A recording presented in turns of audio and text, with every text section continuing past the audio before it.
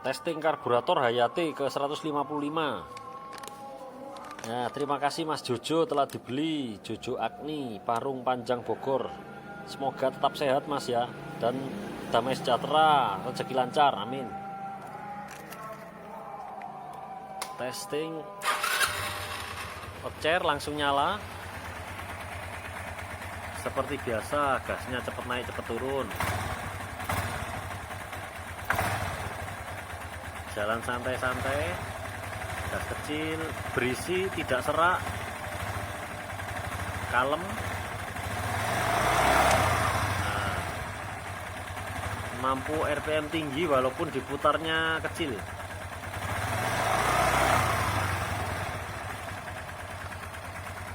Oke, sebentar lagi ada info berikut ini. Terima kasih. Tambahan informasi untuk kabel gas yang seret bisa menimbulkan gasnya turun lama. Seperti ini contohnya. Kalau ini kan cepat turun ya. Kalau kabel gasnya seret,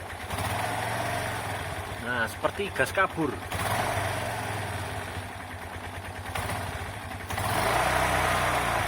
Nah ini kabel gasnya seret, jadi harus dilumasi dalamnya oli mesin atau diganti yang baru.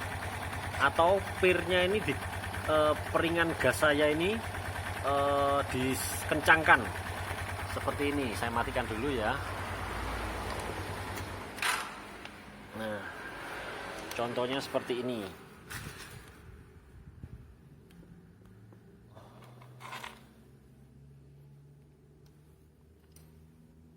Ini peringan gasnya beda setiap karbu karena kekencangannya berbeda-beda. Ini nggak ada celah, kalau ini ada celah.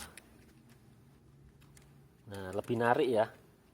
Ini stylenya dari sini, ditekuk lebih dalam lagi. Nah ini kendor, dikendorkan lagi, mudah kok. Saya pakai ini paper clip. Nah penjepit kertas nomor 3 yang paling kecil, bebas merek apa aja ya. Ini saya pakai Joyko, asal kuat yang bagus.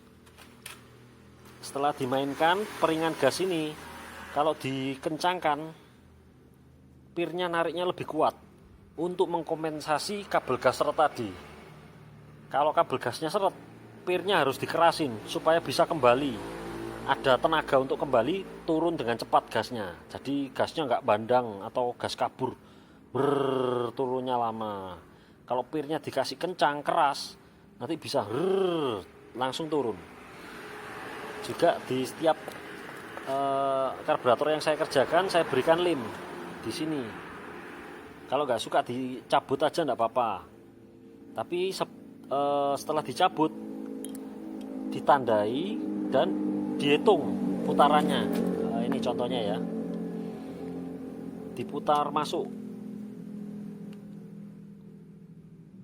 setengah, satu setengah, dua setengah. Nah nanti sampai mentok berapa berhenti, dicatat, ditulis, supaya untuk mengembalikan setelan saya semula. Kalau habis diotak-atik, saya mau kembalikan ke setelannya Mas Kuang, nah, ada catatannya, tinggal diterapkan. Saya lem ini soalnya ada kasusnya diserahkan dengan mekanik. Oleh mekanik disetel-setel terus langsung bilang, nggak bisa bos, ini jelek karburatornya, padahal dia yang setel di sini. Saya lama nyetelnya, dia enak-enak saja. Iya kalau mekaniknya mumpuni ya. Kalau masih amatir dan belum bisa, dia setel gini, dia bingung, nggak bisa ini mas, karburatornya jelek. Nah ini dia nuduh karburatornya jelek, padahal ini sudah saya setting bagus, karburatornya baru. Nah fungsinya begitu. Dan setiap pekerjaan di karburator saya nonaktifkan. Nah ini cuknya ya, saya nonaktifkan. Kalau mau diaktifkan gampang, tinggal dibuka 3 skrupnya, lemnya dicabut dengan tangan, atau siram bensin sudah mengeriting, sudah lunak, atau pakai cabut tangan aja tanpa bensin juga bisa diaktifkan lagi. Nah mudah kok. Dan ini tidak lupa filter udara harus dibersihkan, jangan separuh-separuh ya, maksudnya cuma ewes gitu, harus dibersihkan dengan bensin, dibasahi. Nah, dilubangi, nanti dibasahi terus semprot udara, dibasahi bensin lagi, semprot udara kering, diberi bensin lagi, disemprot udara kering lagi sampai bersih, melek, cerah terang, warnanya muda. Ini soalnya percuma kalau saya iritkan minjetnya tapi filter udaranya mampet seperti dibekap. Jadi yang masuk nanti bensin saja, busi menjadi hitam, boros. Hasil akhirnya boros sama dengan sebelum ganti karburator saya. Jadi kalau karburator lamanya itu kok boros, itu bisa dari filter udara. Jadi bisa mensabotase kerjanya karburator filter udara ini. Juga CVT ini di seri ke 100 lebih sudah ada yang sambat, kok bisa lari 40 km per jam. Tidak mungkin, karburator saya banyak yang nyoba 100 lebih. Sama dia saja 40 km per jam. Pasti di sini ada PR. Corong pulinya robek, grisnya terlempar keluar, kering habis, tidak mampu kontraksi, tidak mampu bergerak mengikuti RPM. Jadi stuck di 40 km per jam. Ini sering kali ini. Jadi kalau dibereskan, saya praktek juga di bengkel saya pinggir jalan, ganti atau diganti corong pulinya dan torsi camnya, dilumasi dengan gris, sudah bisa lari 100 lebih. Jadi selain filter udara, CVT harus beres, juga ini mesin kalau meninggalkan PR, dia memaksa karburator diputar setelan gasnya lebih gede lagi untuk menutupi kelemahan atau kebocoran klep in atau klep out, klep exhaust, klep inlet, klep intake ya, atau pistonnya sudah aus jadi ngasap, dia minta bensin yang gede supaya untuk tetap hidup. Jadi karburator dipaksa, nanti sambat nyalakan karburator, padahal ini ada PR, boroknya dari sini, tapi nyalakan karburator. Jadi diharap PR-nya diselesaikan ya mas ya. Kalau ada yang gak enak, bersihkan kerak ruang bakar sama skur klep, itu sudah jauh bagus, mesin kembali baru. Seperti ini contohnya, kalau kompresinya bagus, torque chair, nah langsung hidup kan. Karburator di sini hidupnya enak karena mesinnya ini nggak ada PR. Kalau sampai dihidupkan di motor Anda bermasalah, motor Anda yang bermasalah, bukan karburatornya. Jadi nanti bisa kalau ada kendala tetap bisa saya layani kok, di konsultasi di WA ya. WA saya 0817514747. Enggak apa-apa, nanti curhat atau apa permasalahannya nanti komunikasikan dengan saya ya. Oke, sekian tambahan informasinya, terima kasih.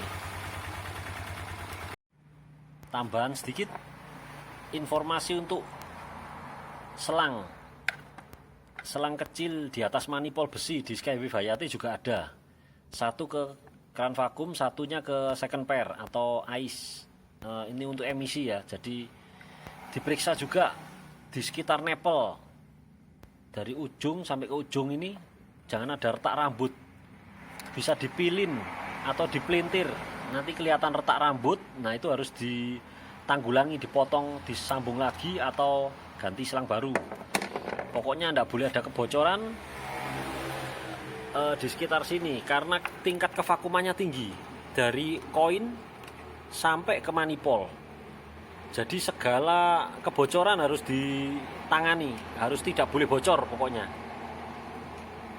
Jadi selang yang untuk keran vakum ini juga kalau dihisap dengan mulut sekuat apapun, kalau keran vakumnya normal tidak keluar bensin ya di sini.